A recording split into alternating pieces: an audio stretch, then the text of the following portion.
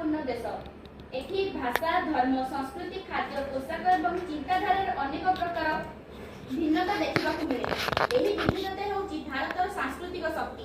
କିନ୍ତୁ ଏହି ବିବିଧତା ମଧ୍ୟରେ ଯେତେବେଳେ କୌଣସି ଗୋଟିଏ ଭାଷାକୁ ଅନ୍ୟ ଭାଷା ଉପରେ ଥୋପିବା ଚେଷ୍ଟା ହୁଏ, ସେତେବେଳେ ଜନ୍ମ ନିଏ ସାଂସ୍କୃତିକ ଏବଂ ରାଜନୈତିକ ଆନ୍ଦୋଳନ। ଏପରିକି ଉଦାହରଣ ହେଉଛି ବର୍ତ୍ତମାନ ହିଁ ଘଟିଥିଲା ଦକ୍ଷିଣ ଭାରତରେ ହିନ୍ଦୀ ଭାଷାର ବିଦ୍ରୋହ।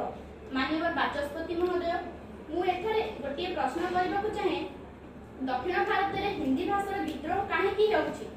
ଏହାର ଗୋଟିଏ ଉଦାହରଣ ସ୍ୱରୂପ 21 ମେରେ ଏକ ଭିଡିଓ ଭାଇରାଲ ହୋଇଥିଲା, ଯେଉଁଥିରେ କି SBI ବ୍ୟାଙ୍କ ମ୍ୟାନେଜର ଲୋକାଲ ଲୋକଙ୍କ ମତରେ ଭାଷାରେ କଥା ହେବେ ନାହିଁ ବୋଲି କହିଲେ। ସେ କହିଲେ, ଏହା ହେଉଛି ଭାରତ, ଏଠି ମୁଁ ହିନ୍ଦୀ ଏବଂ ଇଂଲିଶରେ କଥା ହେବି।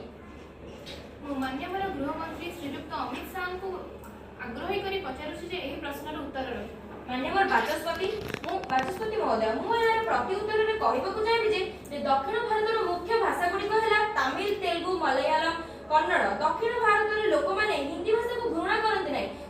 ସେମାନଙ୍କର କେବଳ ଆଶଙ୍କା ହେଉଛି ଯେ ହିନ୍ଦୀ ଭାଷା ତାଙ୍କର ଆଞ୍ଚଳିକ ଭାଷା ଉପରେ ଲଦି ଦିଆଯାଉଛି। ଆମେ ଜାଣିଛୁ 1965ରେ ତାମିଲନାଡୁରେ ହିନ୍ଦୀ ଥୋପିବା ବିରୋଧରେ ଯେଉଁ ଆନ୍ଦୋଳନ ହେଲା, ତାହା ଅତ୍ୟନ୍ତ ନିନ୍ଦନୀୟ। ଭାଷା ଉପରେ ଜୋର ଦେଇ ରାଜନୀତି କଲେ ତାହା ଏକତା ନୁହେଁ, ବିଭିନ୍ନ ହୋଇପାରେ। ଆମେ ଭୁଲିବାକୁ ଚାହୁଁନୁ ଯେ ଦକ୍ଷିଣ ଭାରତ ବା ତାମିଲନାଡୁରେ ଯେଉଁ ଘଟଣା ଘଟିଥିଲା, ସେହି ଆନ୍ଦୋଳନ ଭାରତୀୟ ରାଜତନ୍ତ୍ରକୁ ଭିତ୍ତି କରି ଆଘାତ କରିଥିଲା। କିନ୍ତୁ ସେହି ସମୟରେ ଆମ ସମ୍ବିଧାନ ଗଣତନ୍ତ୍ରର ଶକ୍ତି ଓ ଦେଶକୁ ଏକତାରେ ବାନ୍ଧି ଦେଇଥିଲା। ଆଜି ମଧ୍ୟ ଅନେକ ସରକାରୀ ଦସ୍ତାବିଜ ଓ ଆପ୍ଲିକେସନରେ ହିନ୍ଦୀକୁ ଅଧିକ ଗୁରୁତ୍ୱ ମିଳୁଛି। ଏହା ଦକ୍ଷିଣ ଓ ପୂର୍ବ ଭାରତ ପାଇଁ ଅନ୍ୟାୟ। ଏଥି ବ୍ୟତୀତ ସରକାରୀ ପରୀକ୍ଷା ଓ ନିଯୁକ୍ତିରେ ହିନ୍ଦୀ ଜ୍ଞାନ ଆବଶ୍ୟକ କଲେ ଯେଉଁ ଛାତ୍ରଛାତ୍ରୀମାନେ ହିନ୍ଦୀ ଭାଷା ଜାଣୁନାହାନ୍ତି, ସେମାନେ ପଛକୁ ପଡ଼ିଯିବେ।